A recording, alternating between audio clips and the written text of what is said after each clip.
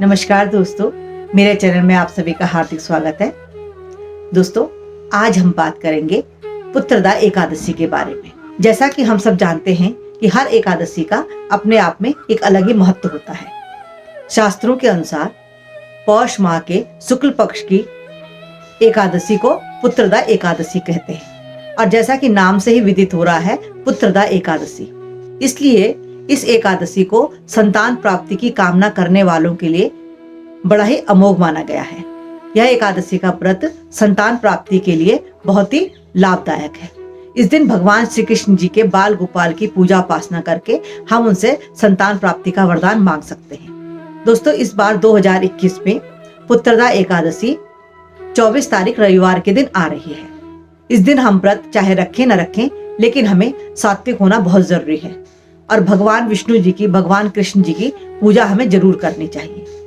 दोस्तों, हम व्रत ना भी रखें तब भी हमें विधि विधान से पूजन जरूर करना चाहिए। दोस्तों, मैं आपको एकादशी व्रत की पूजन विधि तो बताऊंगी ही, साथ में एकादशी व्रत से जुड़ी हुई पौराणिक कथा भी आपको सुनाऊंगी। दोस्तों, चलिए बात करते हैं पुत्रदा एकादशी का हमारे जीवन में क्या महत्व है।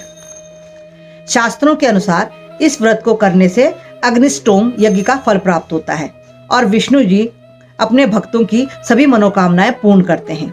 संतान प्राप्ति की कामना के लिए इस व्रत को अमोघ माना गया है। एकादशी व्रत के बारे में भगवान कृष्ण जी ने गीता में कहा है कि मैं वृक्षों में पीपल हूँ और तिथियों में एकादशी हूँ।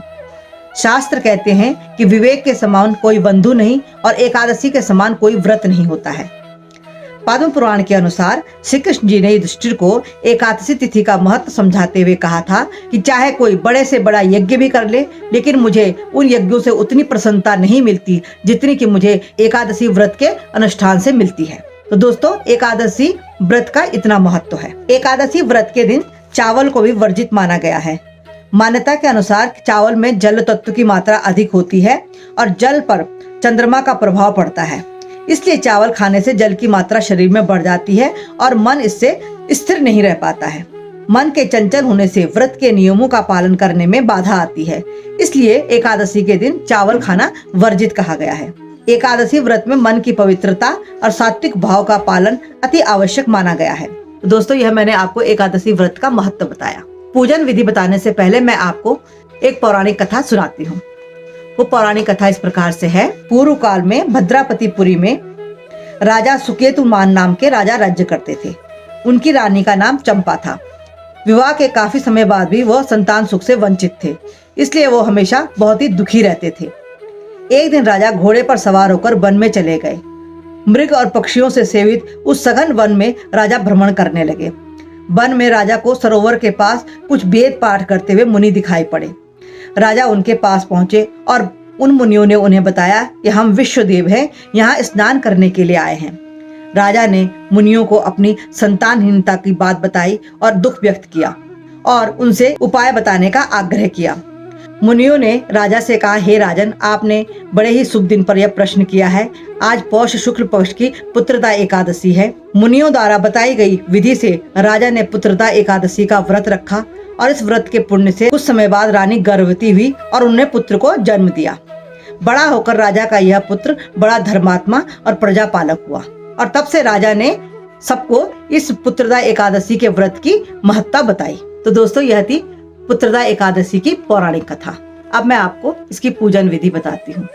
दोस्तों, जैसा कि मैं अपने हर वीडियो में कहती हूँ कि अपनी श्रद्धा अनुसार, अपने सामर्थ्य अनुसार सबकी पूजा करने की अपनी अपनी अलग विधि होती है, इसलिए हमें पूजन अपने विधि से, अपनी श्रद्धा अनुसार ही करना चाहिए। लेकिन इस दिन हमें विष्णु सहस्त्र नाम अगर हम पढ़ सकें तो उसका पाठ जरूर करना चाहिए, और अगर हम विष्णु सहस्त्र नाम नहीं पढ़ सके तो हमें एक माला गायत्री मंत्र की जप की जरूर करनी चाहिए। अगर हम गायत्री मंत्र की माला भी नहीं जप सकते हैं तो हमें विष्णु जी का यह मंत्र ओम नमो भगवते वासुदेवाय, इस मंत्र की एक माला जरूर जपनी चाहिए। पीले फूलों से, पीले वस्त्रों से, पीले चंदन से भगवान श्री कृष्ण का श्रृंगार करना चाहिए और उनका पूजन करना चाहिए। अगर हम संतान प्राप्ति की कामना कर रहे हैं तो हमें बाल गोपाल को माखन मिश्री का भोग भी लगाना चाहिए और उस भोग को प्रसाद के रूप में ग्रहण करना चाहिए। अगर हम व्रत ना भी रख पाए तो हमें पूजन जरूर करना चाहिए। संतान की कामना करने वालों को, पति पत्नी दोनों को, आज के दिन व्रत रखना चाहिए और अगर व्रत ना भी रख पाए तो दोनों को भगवान के बाल स्वरूप की पूजा जरूर करनी चाहिए।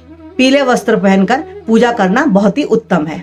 उस दिन शाम को हमें सात्विक भोजन ही करना चाहिए। अगर हमने व्रत रखा है तो द्वादशी के दिन ब्राह्मण को सीधा देकर व्रत का पारायण करना चाहिए। अगर हमें आसपास कोई ब्राह्मण ना मिले तो हमें चावल मंदिर में दान कर देने चाहिए, अपने सामर्थ्य अनुसार जितना भी हम कर सकते हैं।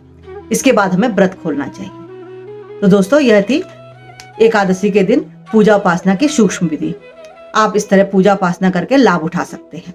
जो माता पिता अपने बच्चों के निमित्त यह व्रत रखते हैं तो उनके बच्चों की उन्नति भी होती है, उनके बच्चे दीर्घायु को प्राप्त होते हैं। तो दोस्तों, आज मैंने आपको पुत्रदा एकादशी का महत्व बताया और साथ ही उससे जुड़ी पौराणिक कथा भी सुनाई। आशा है आपको मेरी यह जानकारी जरूर पसंद आई हो।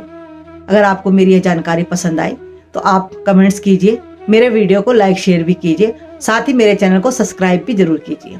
दोस्तों, आज यहीं पर विराम लेते हैं और मिलते हैं अगली जानकारी के साथ। तब तक के लिए नमस्कार।